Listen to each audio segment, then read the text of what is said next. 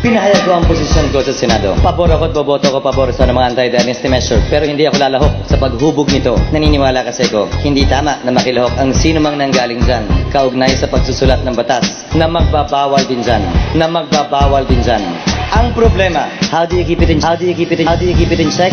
Pabor ako at boboto ko pabor sa mga anti-dynasty measure, pero hindi ako lalahok sa paghubog nito. Ang problema, pabor ako at boboto ko pabor sa mga anti-dynasty measure, pero hindi ako lalahok sa paghubog nito. Pag hindi ako bumoto at hindi makilahok sa pagboto, sa maraming panahon at pagkakataon sa nagdaang mga eleksyon, baka kulang na ho yung mga senador para bumoto ron sa dami ng miyembro nang galing sa isang political dynasty.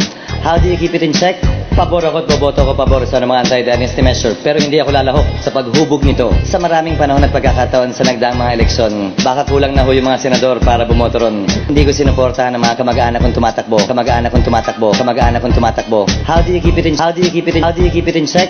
Pabor ako at boboto ko pabor sa mga anti-dynasty measure, pero hindi ako lalahok sa paghubog nito dahil hindi ako naniniwala ng mga panahong yon. Hindi ko sinuportahan ng mga kamag-anak kong tumatakbo. How do you keep it in check? Pabor ako at boboto ko pabor sa mga anti-dynasty measure, pero hindi ako lalahok sa paghubog nito dahil hindi ako naniniwala ng mga panahong yon. Sa mga pagkakataong yon na sila'y karapat-dapat, bagaman kamag-anak ko rin sila. Dahil sa pananaw at palagay ko, palagi kong paglalaban ko ng tama at palagi nalalabanan ko kung ano ang mali.